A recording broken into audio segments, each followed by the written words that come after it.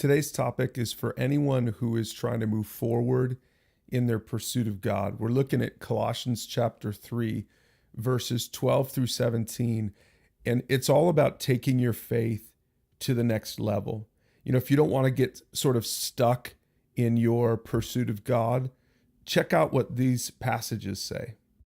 Verse 12, Paul writes this, "Since God chose you to be the holy people he loves." And this is how he starts this section. He says, don't forget that God's the one who chose you. He chose you to be holy. That means you're set apart. You're different from everyone else because he loves you. And at the end of this section, he says, whatever you do or say, do it as a representative of the Lord Jesus. So these are sort of the bookend verses of this section here. And really, I think it frames everything that we're going to learn today as we dig in. And it's this. Realize that you always represent Jesus. This right here is the secret. This is the key to getting to the next level. It's important that you act as a representative in Jesus every single day. And if you do this, then these three things become really obvious to you in this passage. First, put on a me-second attitude. Think about it. The world has us wired to put ourselves first. It's all about how we feel, what we want, what makes us happy. But Christians should be different. They should be me second. The next thing that Paul's going to say is don't get stuck in unforgiveness. Believe it or not, unforgiveness is one of those telltale signs that you really haven't been impacted by Jesus.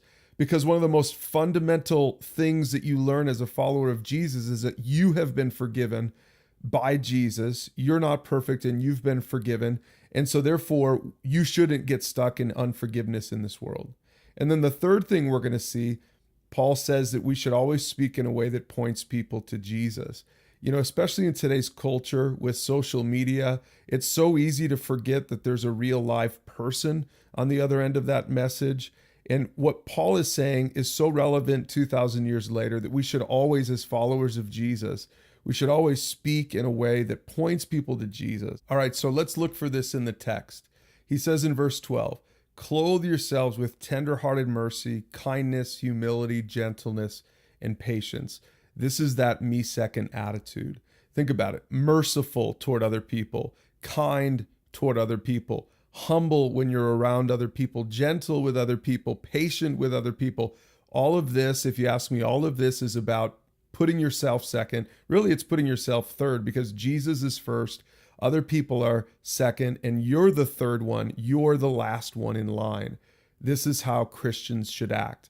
Now, the next verse talks about that forgiveness thing. He says, make allowance for each other's faults and forgive anyone who offends you. Could you imagine if every Christian actually believed this and lived out this verse every single day? Everyone would be lining up to be a Christian, right? Everyone would want to hang out with Christians because we don't get stuck in unforgiveness. And then in verse 16, he says this, let the message about Christ and all its richness fill your lives.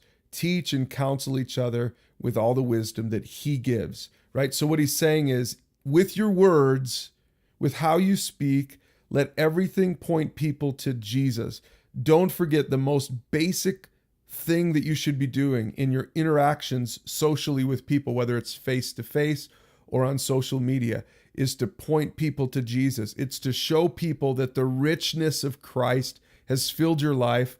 And so the basic message that they should have in their mind when they think about you is, man, that person has been transformed by Jesus. I wonder if Jesus could transform me too. This is what next level faith is all about. You think about it in terms of our circle. We start by trusting Jesus. I hope you've done that. If you've trusted Jesus for salvation, you can move on and start living in a way that honors God. The fruit of your life honors God. And then finally, you really mature by looking outward and helping others, trying to speak in a way that points people to Jesus, sort of setting yourself up and your relationships up for you to be the disciple maker. And when you do this, your faith gets to the next level. And that's what this section in Colossians chapter 3 is all about.